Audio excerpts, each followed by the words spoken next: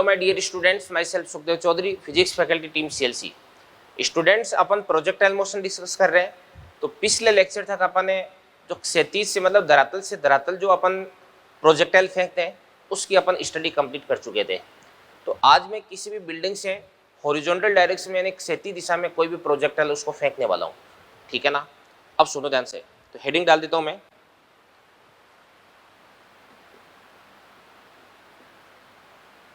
क्षैतिज के समांतर फेंका गया प्रक्षेपी हॉरिजॉन्टल प्रोजेक्टाइल। और ध्यान से देखना, देखो इसके अंदर सबसे पहले मैं आपको बता देता हूँ कि कोई भी आपके पास प्रोजेक्टाइल है उसकी स्टडी करने के लिए आपको यूएक्स, यूवाई, एएक्स और एवाई ये मालूम होना चाहिए। तो आपको यूएक्स, यूवाई, एएक्स और एवाई ये सारी की सारी चीजें आपको मालूम होनी चाहिए। और इसके बाद में गति की समीकरणें लगा करके एक्स एक्स के अनुदिश आपको सेपरेट गति की इक्वेशन लगानी है और वाई एक्स के अनुदिश आपको अलग से गति की इक्वेशन लगानी है। तो लगा करके फिर उसके बाद में आप आराम से किसी भी टाइप का इक्वेशन सॉल्व कर सकते हैं। तो यहाँ पे देखो ध्यान से, जैसे मतलब ये धरातल है,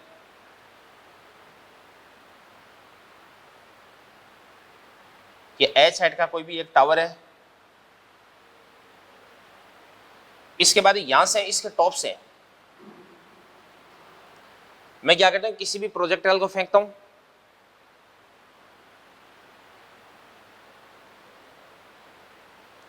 और इसके बाद में ये जो प्रोजेक्टाइल है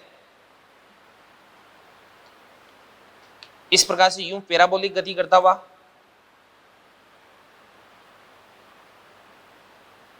यहां पर जाकर के स्ट्राइक करता है। अभी तो यहां पे इसका जो प्रारंभिक वेग है वो मैंने क्षैतिज रखा है, तो प्रारंभिक वेग को अपन क्या बोल देंगे, यू बोल देंगे, ठीक है ना। और जब ये यहां पे टकराता है तो इस स्थिति में इसका जो वेग है वो क्या देगा आपके पास में, v। v का ये तो आपके पास x घटक हो देगा,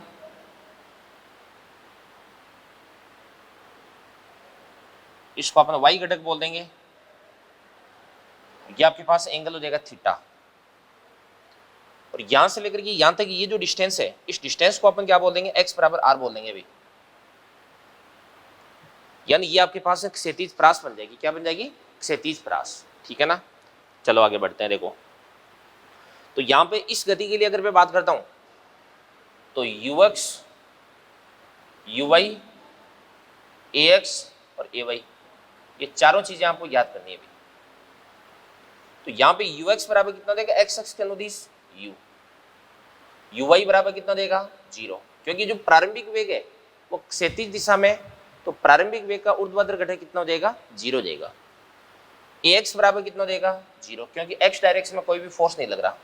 और ay बराबर कितना देगा आपके पास में g, माइनस का g हो देगा, क्या देगा, माइनस का g। ये बात होगी भी, ठीक है ना। अब सुनो ध्यान से देखना, देखो सबसे पहले अपन ये देखते हैं कि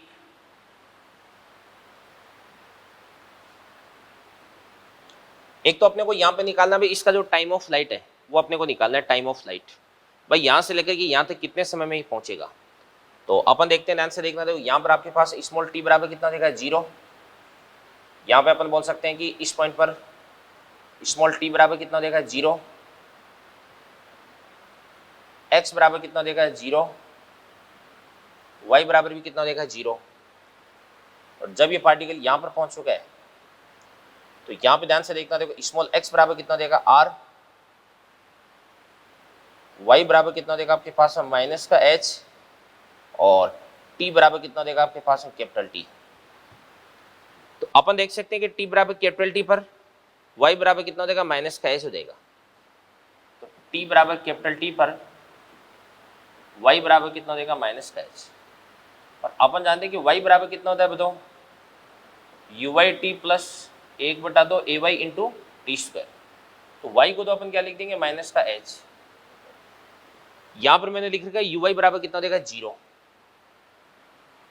1/2 ए वाई कितना था आपके पास माइनस का जी, और टी को अपन क्या लिख सकते हैं अभी टी, तो ये टी स्क्वायर, तो माइनस माइनस क्या देगा आपके पास में प्लस हो जाएगा, तो यहां से आपके पास टी बराबर 2h/g का रूट हो जाएगा। ये बात हो गई, ठीक है ना। इसके बाद ध्यान से देखना है, देखो टी बराबर कैपिटल टी पर एक्स बराबर कितना देगा आर, तो यहां से अपन लिख सकते हैं टी बराबर कैपिटल टी पर एक्स बराबर आर, और अपन जानते हैं एक्स बराबर कितना होता है you x into T plus 1/2 A x into t square, तो एक्स को तो अपन क्या लिख देंगे आर, यहां पर आपके पास यू एक्स अब किसके बराबर हो जाएगा यू के बराबर, और टी को आपको क्या पुट करना है यहां से कैपिटल टी, यहां पे आपके पास ए एक्स बराबर कितना भी 0, तो ये वाली टर्म 0 जाएगी।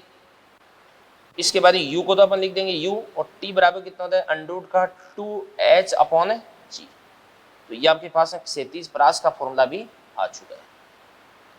आगे बढ़ते हैं अपन इसमें, अब ध्यान से देखना, देखो x अक्ष के अनुदिश इसका जो त्वरण है वो कितना भी 0 है, तो x अक्ष के अनुदिश इसका वेग है वो कांस्टेंट रहेगा, तो अपन क्या लिख सकते हैं कि vx बराबर क्या देगा आपके पास में ux, और ux किसके बराबर जाएगा u के बराबर जाएगा। इसके बाद में अपन बात करते हैं कि इसकी vy की बात करते हैं vy, तो तीसरी समीकरण अपन लगा देते हैं, vy स्क्वायर बराबर कितना होता है आपके पास में uy square plus 2ay into y, तो vy आपको कैलकुलेट करना है, uy कितना देगा आपके पास में तो 0, और इसके बाद में 2 का 2, और ay बराबर कितना देगा माइनस का g, और y बराबर कितना देगा आपके पास h माइनस का, तो माइनस माइनस प्लस हो जाएगा, तो vy बराबर कितना देगा आपके पास √2gh हो जाएगा, ठीक है ना। अब अगर यहाँ से आपको tan थीटा निकालना है, तो tan थीटा बराबर क्या होता है vy अपॉन vx, तो vy कितना देगा आपके पास 2gh का रूट अपॉन ये आपके पास u हो गया, ठीक है ना।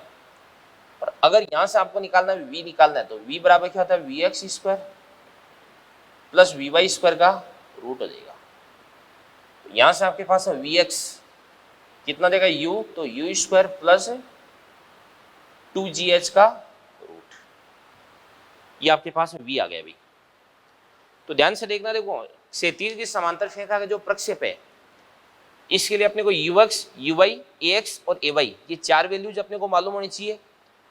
बाद में इसका टाइम ऑफ फ्लाइट यानी कितने समय पश्चात ये धरातल से जाकर के टकराता है वो अपन ज्ञात कर लेंगे, और इसके बाद में अपन इसकी क्षैतिज परास वो अपन ज्ञात कर लेंगे, यानी जिस टावर से आप इसको फेंकते हो इसके फुट से कितने डिस्टेंस पर ये जाकर के स्ट्राइक करता है वो अपन पता कर लेंगे, किस एंगल पर जाकर के टकराता है वो अपन पता कर लेंगे, और किस वेग से किस चाल से जाकर के टकराता है ये बातें अपन मालूम कर सकते हैं, ठीक है ना।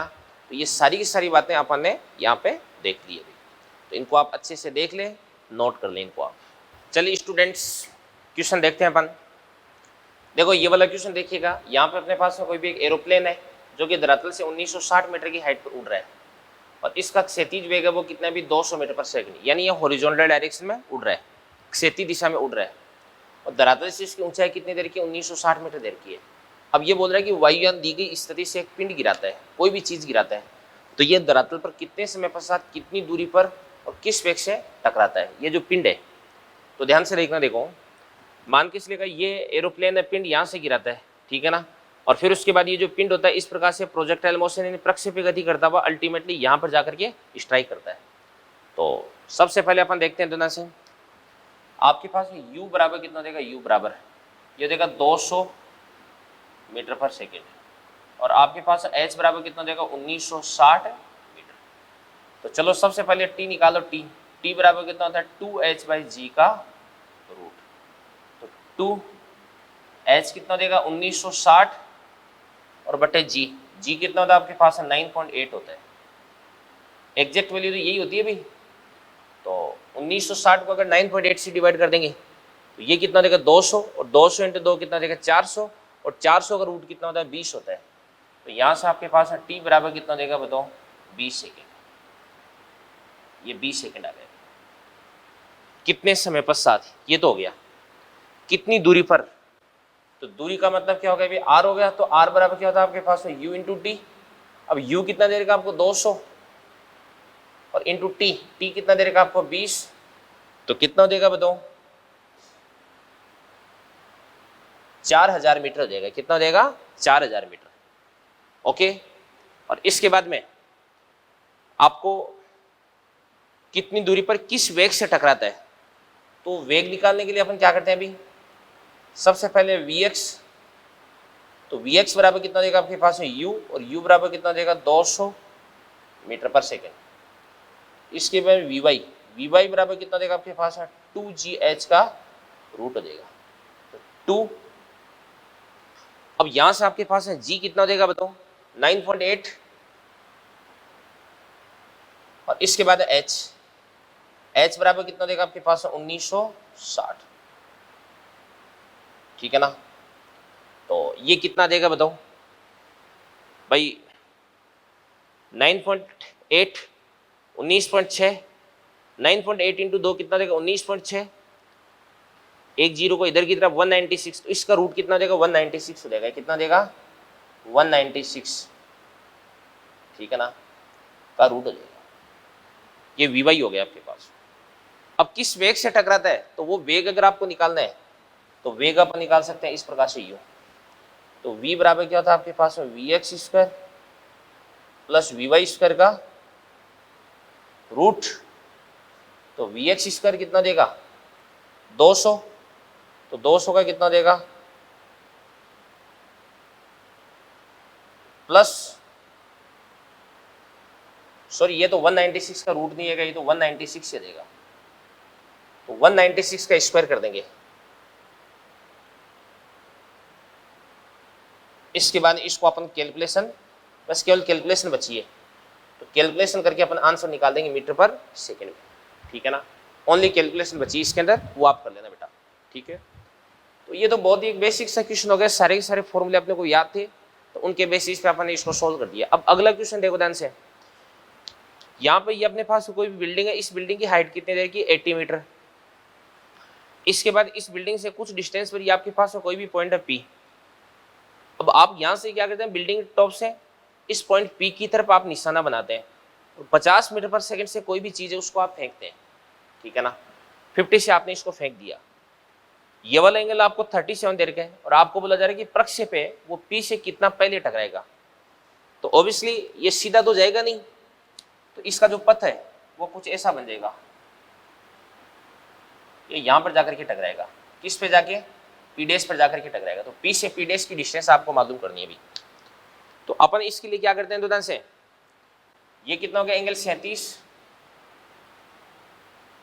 ये 37, तो ये भी कितना देगा आपके पास है 37, cos 37 कितना होता है 4/5, ये तो कितना देगा आपके पास है 40 मीटर पर सेकेंड, ये वाला कंपोनेंट, और ये वाला कंपोनेंट कितना देगा आपके पास बताओ 30 मीटर पर सेकेंड हो जाएगा। कितना देगा 30 मीटर पर सेकेंड। अब सुनना ध्यान से, देखना, देखो यहां पर आपके पास ux बराबर कितना देगा 40, और यहां पर आपके पास uy बराबर कितना देगा बताओ 30, ax बराबर कितना आपके पास में 0, ay बराबर कितना देगा आपके पास में माइनस का जी। अब सुनना ध्यान से, अपने को ये देखना है कि ये पार्टिकल धरातल पर कितने समय पश्चात टकराता है, वो टाइम अपने को निकालना है। तो टाइम निकालने के लिए अपन y अक्ष के अनुदिश गति की दूसरी समीकरण लगा देंगे, तो दूसरी समीकरण लगा देंगे, तो y बराबर कितना होता है आपके पास uy t plus 1/2 ay into t square. तो यहां से आपके पास y बराबर कितना बन जाएगा, y बराबर 80 प्लस का कि माइनस का, क्योंकि y अक्ष के अनुदिश से नीचे की तरफ चल रहा है, बराबर uy t। अब यहां पर आपके पास uy कितना देगा भाई 30 प्लस का कि माइनस का 30 इंटू टाइम कितना देगा t 1/2, ay कितना देगा आपके पास माइनस का 10 इंटू कितना देगा टी स्क्वायर। ठीक है ना, इसके बाद में क्या बन रहा है देवदान से, माइनस तो सब जगह से माइनस माइनस माइनस कॉमन लेके काट देंगे, 10/2 कितना देगा आपके पास है 5, तो पूरी समीकरण को अपन 5 से डिवाइड कर देंगे, तो 5 से डिवाइड करने पर क्या बन जाएगा देवदान से, ये तो देगा आपके पास है टी स्क्वायर, और इसके बाद में प्लस 30 को 5 से डिवाइड कर दो 6, तो प्लस क्या देगा आपके पास है 60, और माइनस 80 को 5 से डिवाइड कर देंगे कितना देगा 16, और 16 आ जाएगा उधर की तरफ, तो माइनस का 16 बराबर क्या हो जाएगा आपके पास है 0। अब यहां से अपन क्या करते हैं अभी, यहां से इस द्विघात समीकरण को अपन सोल्व करते हैं।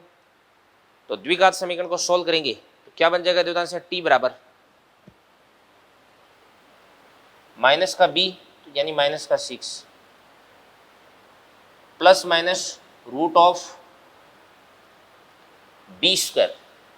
b कितना देगा अभी 6, 6 का स्क्वायर कितना देगा आपके पास है 36, माइनस 4a, a कितना देगा आपके पास में 1 इंटू सी कितना देगा बताओ, माइनस का 16, माइनस माइनस क्या देगा प्लस 16, अपॉन क्या देगा आपके पास में 2, a कितना देगा 1 हो जाएगा, 16 इंटू 4 कितना देगा 64, 64 और 36 कितना देगा 100, 100 का रूट कितना देगा 10। अब यहां पर अगर आपने माइनस का साइन कंसीडर कर लिया तब तो टाइम आपका नेगेटिव में आ जाएगा, और आपको पता है कि टाइम नेगेटिव में एग्जिस्ट नहीं करता है, तो यहाँ पे प्लस लेंगे अपन, तो 10 माइनस 6 कितना देगा 4, 4/2 कितना देगा 2। तो बेटा यहाँ से आपके पास टाइम कितना देगा भाई 2 सेकेंड, ये 2 सेकेंड आ गया, ठीक है ना। अब 2 सेकेंड बाद में इसका अपन x और y, 2 सेकेंड बाद में अपन ये देखते हैं कि इसका विस्थापन कितना देगा। अभी x निकाल लो, x बराबर बराबर क्या होता है ux इंटू टी, तो ux कितना देगा आपके पास है 40 इंटू टी कितना देगा आपके पास है 2, ये आपके पास 80 मीटर हो गया, कितना हो गया 80 मीटर, ठीक है ना। अब आपको क्या करनी है भी, ये वाली डिस्टेंस याद करनी है भी, यहां से लेकर के यहां तक की डिस्टेंस पता करनी है, ये वाली डिस्टेंस। तो ये वाली डिस्टेंस अपन कैसे पता कर सकते हैं भी, ये tan थीटा लगा देंगे, तो अपन लिख सकते हैं tan 37, तो tan 37 बराबर कितना होता है 3/4, और tan थीटा बराबर क्या होता है लंब बटे आधार, लंब कितना देगा 80 बटे यहां से लेकर के यहां तक की जो डिस्टेंस, इसको अपन क्या बोल देंगे d बोल देंगे। तो यहां से आपके पास d बराबर कितना देगा बताओ, इसको अपन बोल सकते हैं 320 बटे 3 मीटर।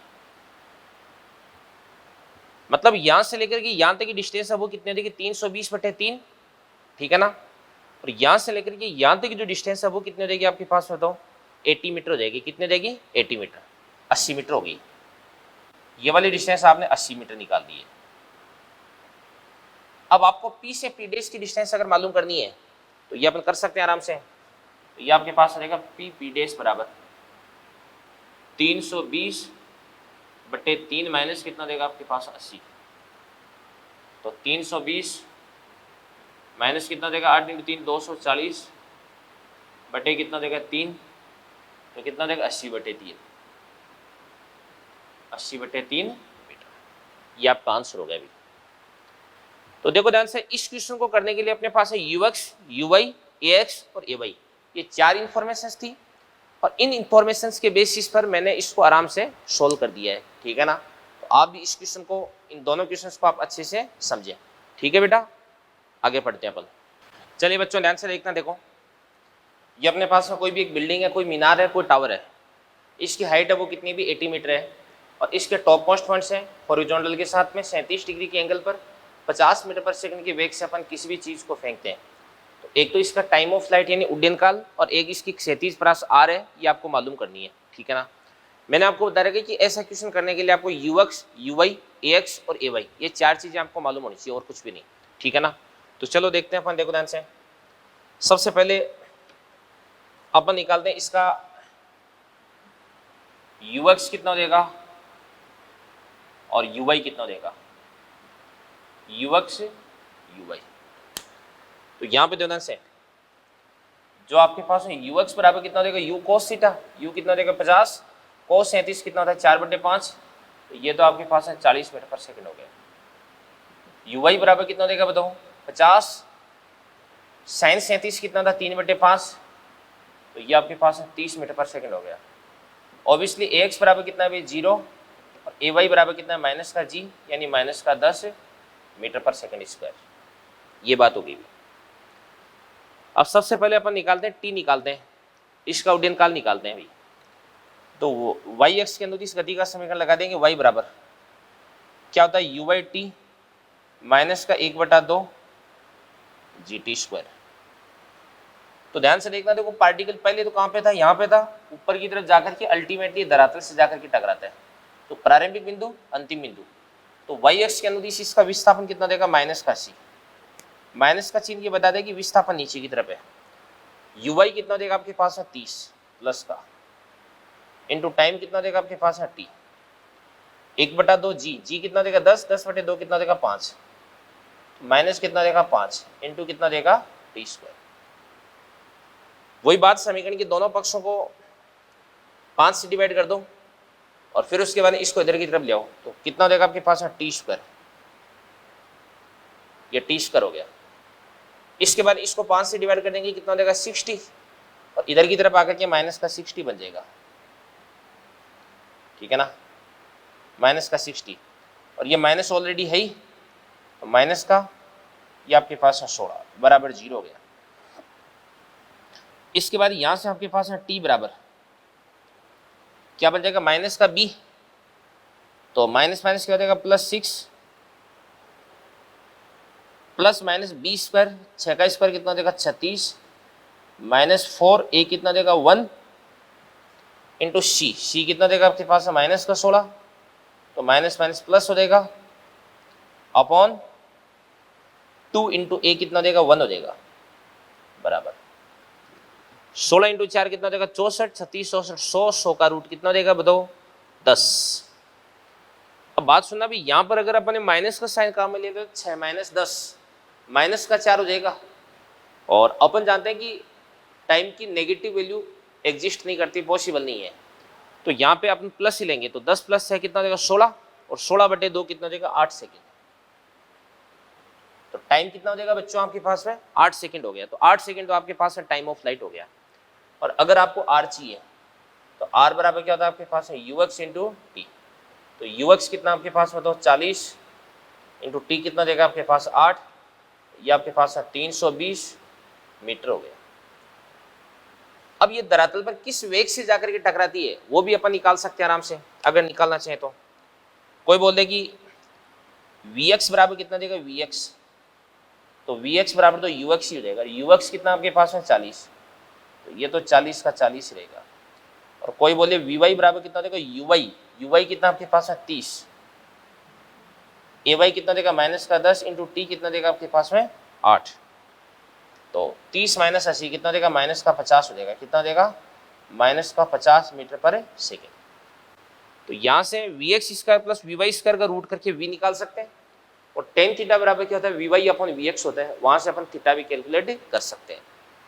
तो अपन को यहाँ पे कोई स्पेशल काम नहीं कर रहे हैं, केवल एक्स एक्स और वाई एक्स इन दोनों के अनुदिश अपन अलग अलग गति की समीकरण अप्लाई कर रहे हैं, बस इतनी सी बात है।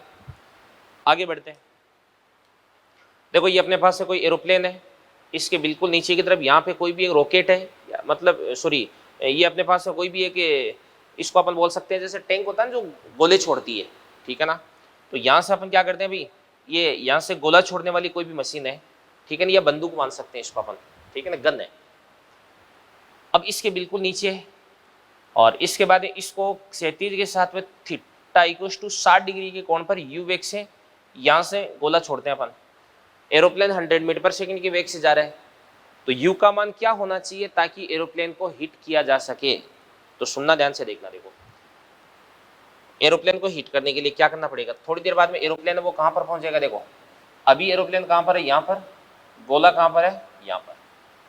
थोड़ी देर बाद में एरोप्लेन कहाँ पर पहुंच जाएगी, इस प्रकार से मान के चलेगा यहाँ पर ये इसको जाकर के हिट करता है, तो यहाँ पर जाकर के हिट करता है, तो ऐसा हो जाएगा ना सीन।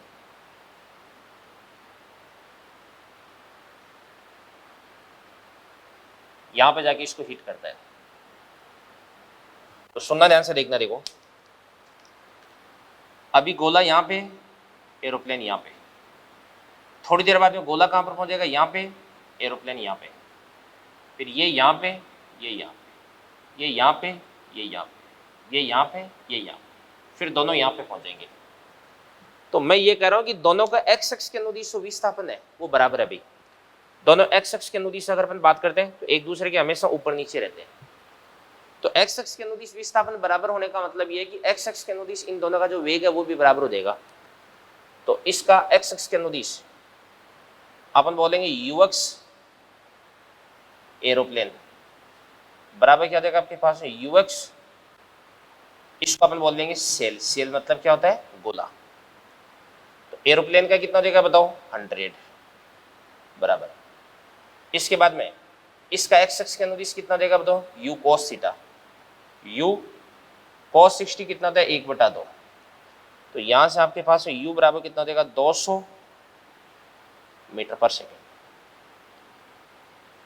अब सुनना भाई, एक चीज और होनी चाहिए, मान के चलेगा ये वाली जो हाइट है ये कितनी आपके पास है h है।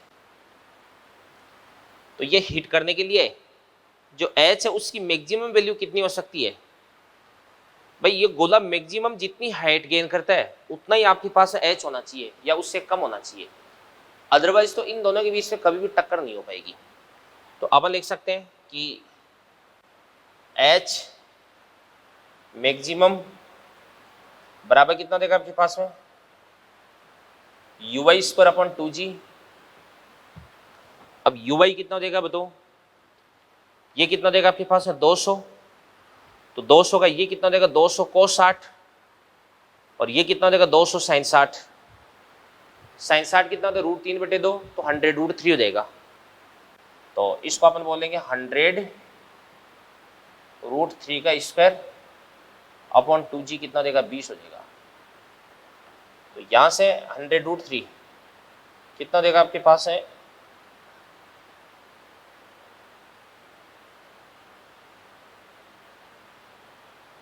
1000 को अपन 2 से डिवाइड करेंगे कितना देगा बताओ 500 × 3 कितना देगा 1500। मतलब यदि एरोप्लेन की जो हाइट है वो यहां से 1500 मीटर से ज्यादा होगी तो इस स्थिति में एरोप्लेन तो ऊपर से निकल जाएगी और गोला इसके नीचे से निकल जाएगा। यानी गोला अपनी संपूर्ण गति के दौरान एरोप्लेन की बराबर हाइट है वो प्राप्त ही नहीं करेगा, तो फिर उसके बाद में ये एरोप्लेन को हिट नहीं कर पाएगा। ठीक है ना, ये बात होगी भी। तो इन क्वेश्चंस को आप अच्छे से देखें, इनको आप समझें और फिर उसके बाद में इसी के साथ में आपका जो प्रोजेक्टाइल मोशन है वो फिनिश होता है और फिर उसके बाद में अपन स्टार्ट करेंगे न्यूटन्स लॉज ऑफ मोशन। ठीक है बच्चों, तो नोट कर लें इसको आप। तो चलिए डियर स्टूडेंट्स, इसके बाद में अपन डिस्कस करने जा रहे हैं न्यूटन्स लॉज ऑफ मोशन यानी न्यूटन के गति के नियम। तो इस चैप्टर के अंदर अपन विभिन्न प्रकार के जो फोर्स हैं उन फोर्सेस के बारे में अपन डिस्कस करने वाले हैं बच्चों। ठीक है ना, तो सबसे पहले मैं आपको बता रहा हूं बल क्या होता है। बल इंग्लिश में इसको अपन बोलते हैं फोर्स। बल क्या होता है अभी, किसी भी वस्तु को खींचना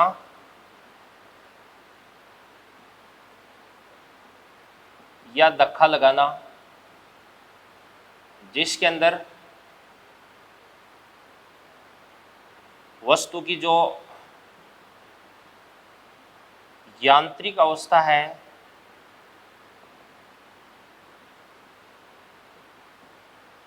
ये परिवर्तित हो सकती है। तो जैसे मान के चलिएगा कोई भी चीज़ है जो कि रखी हुई है विरामावस्था में, अगर उस पर मैंने धक्का लगाया तो या मैंने इसको खींचा तो इस स्थिति में चलने लग जाती है। यानी रुकी हुई चीज को किसने चलाया, बल ने। तो बल क्या कर सकता है भाई, रुकी हुई चीज को चला सकता है। या इसी प्रकार से कोई भी चीज अगर चल रही है तो और उसकी गति की विपरीत दिशा में अगर मैंने बल लगा दिया तो इस स्थिति में ये वस्तु क्या हो सकती है, रुक सकती है। तो रुकती हुई चलती हुई चीज को रोका किसने, यहाँ पे बल ने। और जैसे मान के चलिएगा कोई भी वस्तु किसी भी डायरेक्शन चल रही है और मैंने इसकी गति के लंबवत दिशा में मैंने फोर्स अप्लाई कर दिया तो इस स्थिति में इसकी डायरेक्शन है, इसकी दिशा है वो क्या हो सकती है, चेंज हो सकती है। तो ये काम भी किसने किया, अभी बल ने किया है। ठीक है ना, तो बल क्या कर सकता है, अभी रुकी हुई चीज को चला सकता है, चलती हुई चीज को रोक सकता है, चाल को घटा सकता है, चाल को बढ़ा सकता है। ठीक है ना, और वेग है उसकी दिशा को भी परिवर्तित कर सकता है। ठीक है, तो सुनना ध्यान से देखना। देखो जो बल है क्या क्या कर सकता है, ये ये विरामावस्था में रखी हुई कोई भी चीज है उसको गतिमान करवा सकता है। कोई भी गतिमान चीज है उसकी चाल को घटा सकता है, उसकी चाल को बढ़ा सकता है, गति की जो दिशा है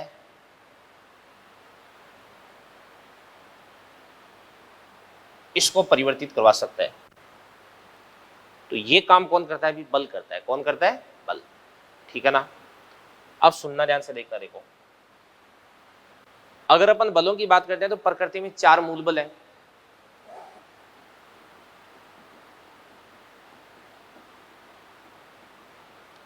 कौन कौन से बल है? सबसे पहले तो एक तो देगा गुरुत्वाकर्षण बल,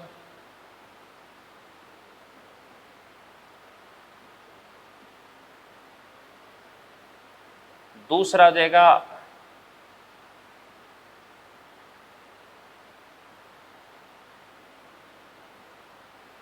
विद्युत चुंबकीय बल,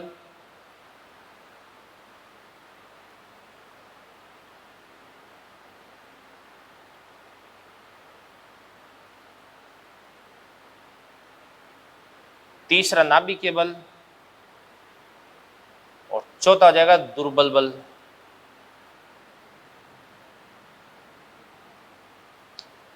इनमें से अगर अपन गुरुत्वाकर्षण बल की बात करते हैं तो ये तो क्या होता है? वीकेस्ट। नाभिकीय बल की बात करते हैं तो ये क्या होते हैं? स्ट्रॉन्गेस्ट होते हैं, सबसे मजबूत होते हैं भाई। ठीक है ना। इसके बाद ध्यान से देखना। देखो, एक तो बल होते हैं संपर्क बल,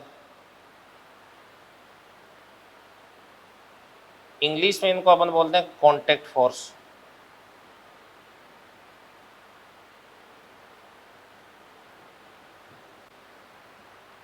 देखो, इन मूल बलों के बारे में थोड़ा सा बता देता हूं कि ये 4 मूल बल है ना, वही अन्य सभी प्रकार के बलों का निर्माण करते हैं। जैसे अपन बात करते हैं तनाव बल, तो तनाव बल क्या होता है? एक प्रकार का विद्युत चुंबकीय बल होता है। घर्षण बल एक प्रकार का विद्युत चुंबकीय बल ही होता है। ठीक है ना। तो देखो ध्यान से, तनाव बल,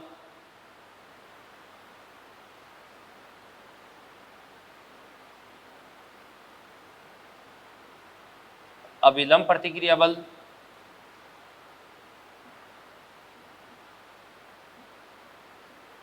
घर्षण बल,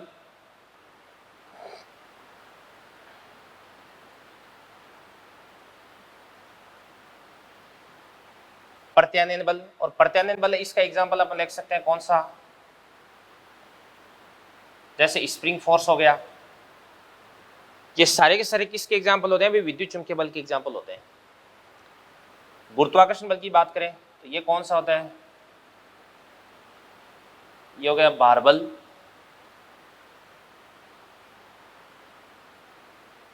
उत्प्लवन बल भी बोल सकते हैं, बट रहने दो, भार बल हो गया। नाभिकीय बल तो किसके अंदर लगते हैं? अभी नाभिक के अंदर लगते हैं, उनकी यहाँ पे अपन चर्चा नहीं करेंगे। तो अगर मैं आपको बोलता हूँ तनाव बल कौन से प्रकार का बल है, तो अपन बोलेंगे विद्युत चुंबकीय बल, अभिलंब प्रतिक्रिया बल, घर्षण बल, प्रत्यानयन बल, स्प्रिंग बल। यही वो बल हैं जो अपन इस चैप्टर के अंदर डिस्कस करने वाले हैं। तो वो सारे के सारे फोर्स हैं, वो कौन से नेचर के होते हैं? बताओ, विद्युत चुंबकीय प्रकृति के बल होते हैं बेटा। ठीक है ना। अब संपर्क बल क्या होता है? इनके लिए संपर्क में 2 वस्तुओं का संपर्क में आना आवश्यक होता है। संपर्क में आना आवश्यक होता है भाई। ठीक है ना। जैसे तनाव बल है, तनाव बल के लिए कांटेक्ट में आना जरूरी है क्या? यस। ठीक है ना भाई। 2 ब्लॉक है, उन दोनों ब्लॉक के बीच में आपने कोई रस्सी जोड़ रखी है, तो रस्सी एक प्रकार का कांटेक्ट ही दो है, तो कांटेक्ट की वजह से ये फोर्स जनरेट हो रहा है। अभिलंब प्रतिक्रिया बल, इसके लिए भी 2 संपर्क सतहों का एक दूसरे के संपर्क में आना जरूरी है। घर्षण बल के लिए भी क्या संपर्क में आना जरूरी है क्या? यस। तो ये सारे के सारे संपर्क बल हो गए भी। एक होता है क्षेत्रीय बल,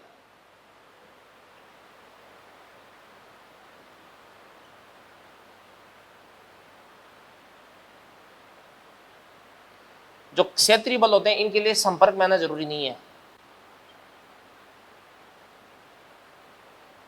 इनके लिए संपर्क जरूरी नहीं है। जैसे अपन बात करते हैं, एक तो ये आपके पास M1 हो गया,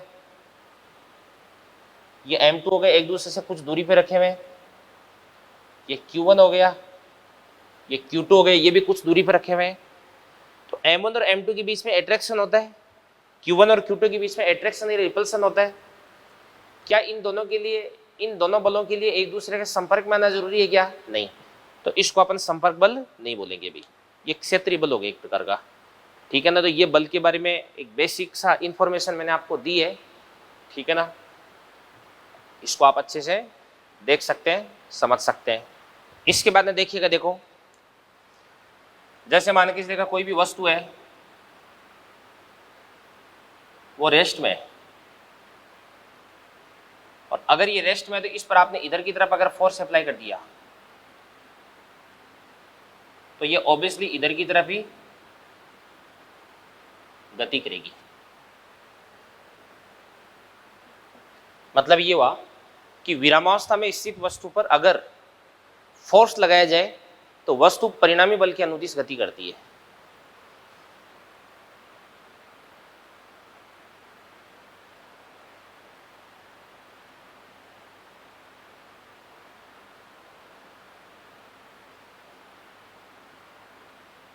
ये वस्तु का वेग हो गया और इधर की तरफ आपने फोर्स अप्लाई कर दिया, तो यहां पे ध्यान से देखना, देखो वी वेक्टर और एफ वेक्टर दोनों एक दूसरे के पैरेलल है।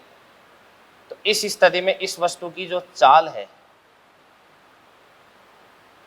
वो बढ़ती है।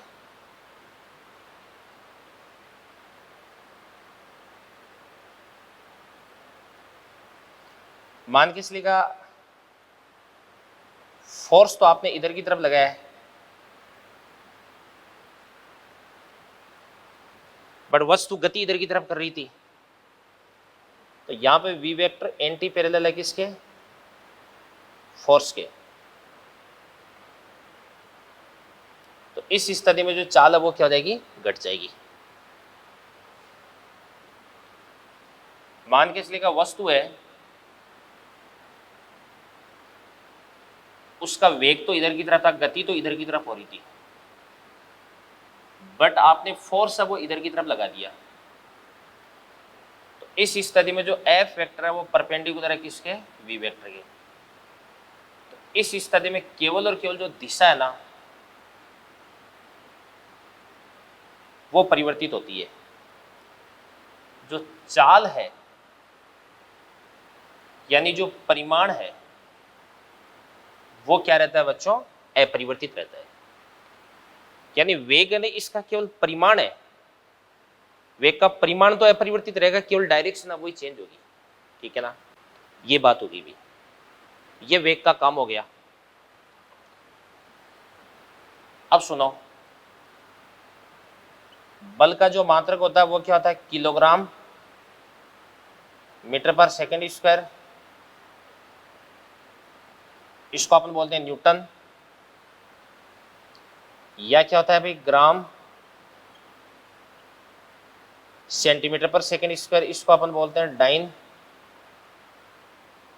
अपन सब जानते हैं कि 1 न्यूटन बराबर कितना होता है? 10 की पावर 5 डाइन होता है। ये मैं आपको बता चुका हूं किसके अंदर? यूनिट्स एंड डायमेंशंस वाले चैप्टर में बता दिया मैंने आपको।